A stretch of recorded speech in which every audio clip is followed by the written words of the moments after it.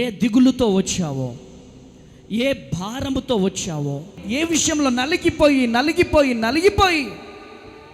ఈ ప్రాంగణంలోకి అడుగు పెట్టావా? భార్య విషయంలో నలిగిపోతున్నావా? భర్త విషయంలో నలిగిపోతున్నావా? పిల్లల విషయంలో నలిగిపోతున్నావా?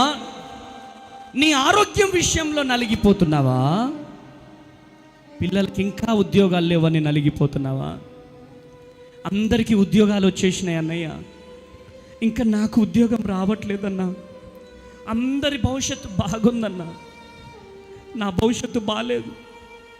నా ఫ్రెండ్స్ అందరికీ ఉద్యోగాలు వచ్చాయి, నా పరిస్థితి ఏంటన్నా?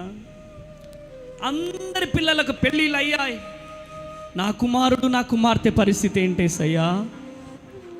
అందరికీ పిల్లలు ఉన్నారయ్యా, అందరికీ గర్భాలు తెరవబడ్డాయ్యా, నా గర్భం ఎప్పుడు తెరుస్తావు యేసయ్యా అని బాధపడుతూ దిగులుతో, వేదనతో, భయముతో ఈరోజు ఈ ప్రాంగణంలోకి అడుగు పెట్టినావేమో.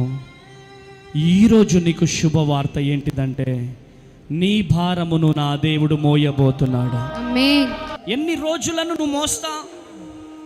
ఎన్ని రోజులను ఆ బరువు మోసి మోసి మోసి గుండెలు పగిలిపోయేటట్టు ఏడుస్తావు?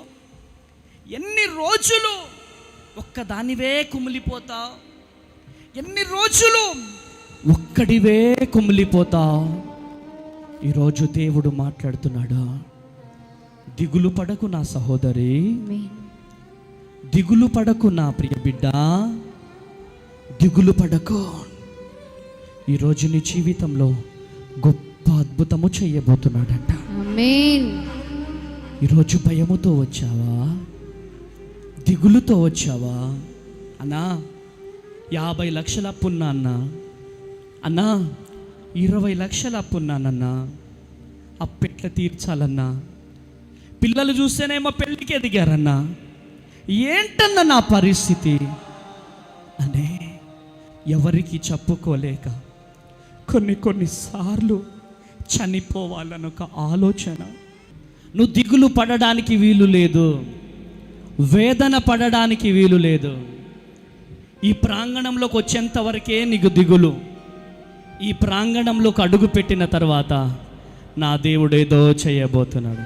ఆ భారమంతా తీసి ప్రభువు పాదాల గనుక పెట్టగలిగితే నీ భారాన్ని ఆయన మోయబోతున్నాడు. గట్టిగా చప్పట్లు కొట్టాలి.